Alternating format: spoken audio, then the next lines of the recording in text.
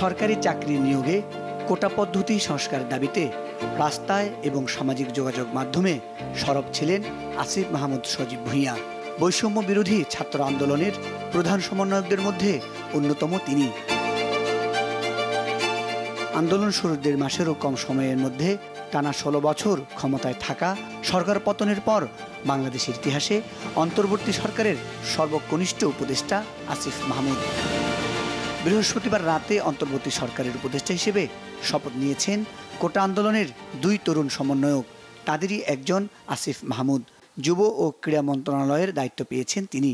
আন্দোলনের সময়ে উদ্বেগ উৎকণ্ঠা থাকলেও আসিফের উপদেষ্টা হওয়ায় খুশি তার পরিবার পরিজন। দেশের যে ফেসিবাদী রাজনীতি, এই রাজনীতি সমূলে উৎপাদন করার জন্যই কিন্তু তারা এখন পদক্ষেপ নিচ্ছে এবং কাজ করতে আছে, দেশের জন্য কাজ করতে আছে। সেই জন্য এখন কিন্তু খুব ভালো লাগে। আসিফ মাহমুদের গ্রামের বাড়ি কুমিল্লার মুরাদনগর উপজেলার আকুবপুর ইউনিয়নের আকুবপুর গ্রামে।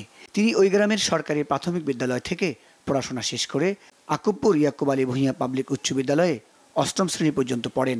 পরে রাজধানীর তেজগাঁওয়ে হোসেন আলী উচ্চ বিদ্যালয় থেকে এসএসসি ও আদমজি ক্যান্টনমেন্ট কলেজ থেকে এইচএসসি পাশ করেন। সে শ্রেণীকক্ষে সবসময় পাঠদানে, আমরা যখন পাঠদান করতাম তার মধ্যে আলাদা কিছু বৈশিষ্ট্য আমরা দেখতে পাইছি। কলেজে পড়ার সময়ে বিএনসিসি ইউনিটের প্লাটুন সার্জেন্ট ছিলেন আসিফ। 2016-17 সেশনে ঢাকা বিশ্ববিদ্যালয়ের ভাষা বিজ্ঞান বিভাগে ভর্তি হন। বর্তমান একই বিভাগে মাস্টার্স করছেন তিনি। বাবা বিল্লাল হোসেন আকুবপুর ইয়াকুব আলী ভূঁইয়া পাবলিক উচ্চ বিদ্যালয়ের প্রধান শিক্ষক। মা রোকসানা আক্তার গৃহিণী। অন্তর্বর্তী সরকারের উপদেষ্টা হওয়ার খবরে খুশি এলাকার সবাই। অন্তর্বর্তীকালীন সরকারের উপদেষ্টা হিসেবে সে নিয়োগ পেয়েছে। আমরা তাই এলাকাবাসী এবং তাকে আন্তরিকভাবে অভিনন্দন জানাই এবং তার এই সফলতার জন্য আমরা তার দোয়া করি। যে সমস্ত ছাত্ররা এই আন্দোলন করলো একটা সরকারি চাকরির জন্য, আজকে তারাই সরকারের একটা অংশ হয়ে গেল। এটা আমার খুব গর্বের বিষয়। 18 সালে কোটা সংস্কার আন্দোলনেও তিনি সক্রিয় ছিলেন। আরেক স্বপ্ন পূরণের যাত্রা। নোয়াখালীর দ্বীপ উপজেলা হাতিয়ার ভাসানচর সংলগ্ন বঙ্গোপসাগরের মোহনায় যাত্রীবাহী ট্রলার ডুবির ঘটনা ঘটেছে। এতে শিশুসহ 4 রোহিঙ্গা নিহত হয়েছে।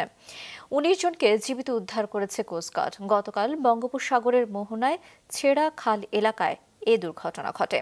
ওই দিন দুপুরে চট্টগ্রামের ফিশারিজ ঘাট থেকে 23 যাত্রী এবং 30 টন মালামাল নিয়ে নোমান মাঝি ট্রলারটি ভাসানচরের উদ্দেশ্যে রওনা দেয়।